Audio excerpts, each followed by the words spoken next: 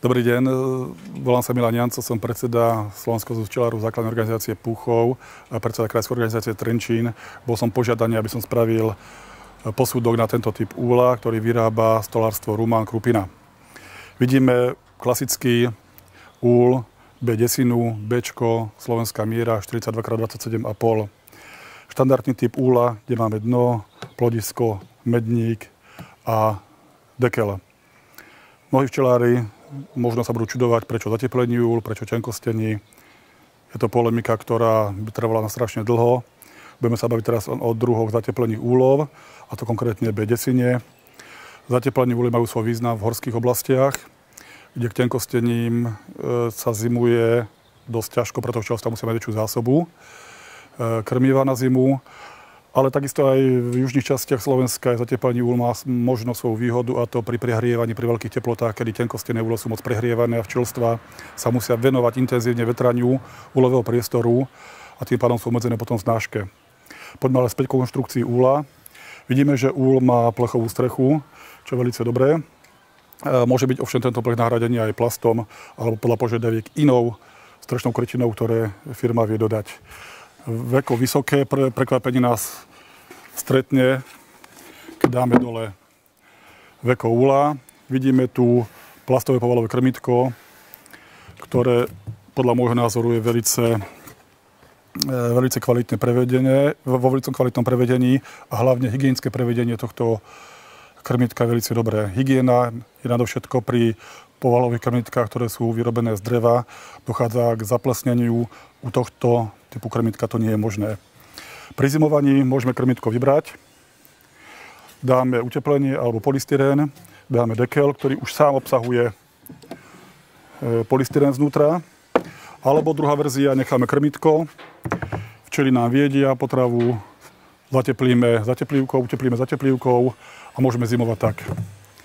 Štandardná zostava, ako som povedal, dno, plodisko, medník, bedničky tohto výrobcu majú vysoké dielenské spracovanie, rohy sú čapované plus uspevňované, uholníky, ktoré nevidíme, ktoré sú vnútri, tým pádom zabezpečujú vysokú pevnosť šmiku. Vonkajšia strana je vybrúsená, takisto aj vnútorná, takže nemôže dochádzať potom k zadieraniu triesok alebo teda k iným úrazom, ktoré sú pri včelárení sa môžu stať. Jednotlivé latky sú spojené dvoma sponkami. Vnútri 2 cm polystyrenová výstuha, alebo teda zateplenie 2 cm. Bežne tieto úle vyrábajú mnohí výrobcovia. Dôležité je však včelia medzera u týchto nástavkov, ktoré žiaľ, musím povedať, mnohí výrobcovia nedodržiavajú a stretávame sa potom s včelou medzerou od 13, 14, dokonca aj 15 mm, čo je nežiadúce a nevyhovujúce. Správna úlová medzera má mať 8 až maximálne 10 mm, čo tento úl splňa a nemusí sa pri ňom báť, že by nám včelstva neprešli za zásobami a tým pádom by nám potom uhynuli. Hovorí sa, že najdôležitejšia časť úla je dno. Toto dno je vysoké. Dno, ktoré je opatrené pelochytovou vložkou. Tí, ktorí nechcú odoberať pel, si neobjednajú pelochytovú vložku. Tí, ktorí chcú, majú už predprípravu alebo objednajú si komplet plastovú vložku. Vidíme tu výlety, nie sú to výfuky, ale sú to výlety včiel, ktoré prechádzajú cez pelochytovú vložku. Veľmi rýchlo sa naučia vylietávať tadiaľ von a nemusia sa tlačiť zase cez pelochytovú mriežku, aby vyšli ven. Letáčová vložka má 3 možnosti. Je to široké prevedenie, úzke prevedenie, alebo potom bez letáčovej vložky. Tým pádom cez leto včely môžu voľne priamo lietať bez akýkoľvek zábran. Letáč u tohto úla je zatvárací. Je to výhodné hlavne pre kočujúcich včelárov, alebo pre včelárov, ktorí včelária niekde dosahu repky a vieme veľmi často, že repky sa striekajú, jednoducho dajú sa včelstva zavrieť. Nemáme žiadny problém. Dno je od spodu sieťované, časť dna je sieťovaná, takže ventiluje dno aj zo spodu. Oceňujem u tohto dna spracovateľnosť, to je vidíme, že dno je čapované, lepené a šrobované dokopy.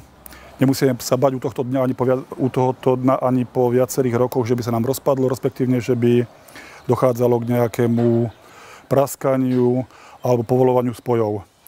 Je dôležité, keď kupujeme úle, ktoré nie sú lacná záležitosť, aby sme kupovali úle také, ktoré nám vydržia viacej rokov. Ošetrovanie takýchto úlov je dno farbou, syntetickou farbou rôznych farieb.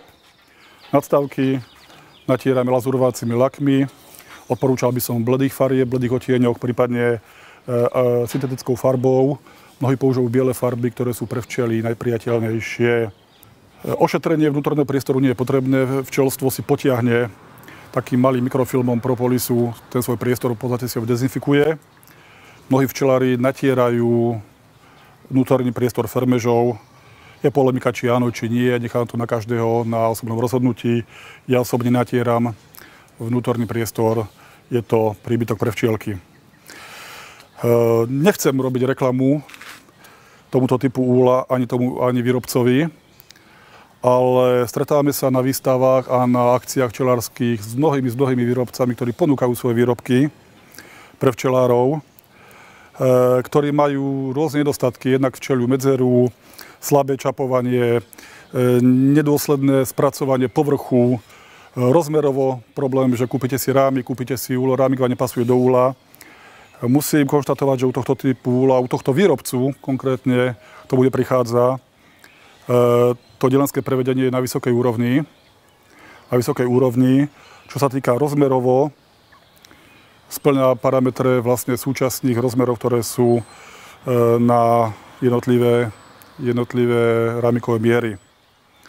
Odporúčoval by som záujemcov, ktorí sú začať včeláriť, aby sa obrátili na tohto výrobcu, aby si objednali minimálne 1-2 úle.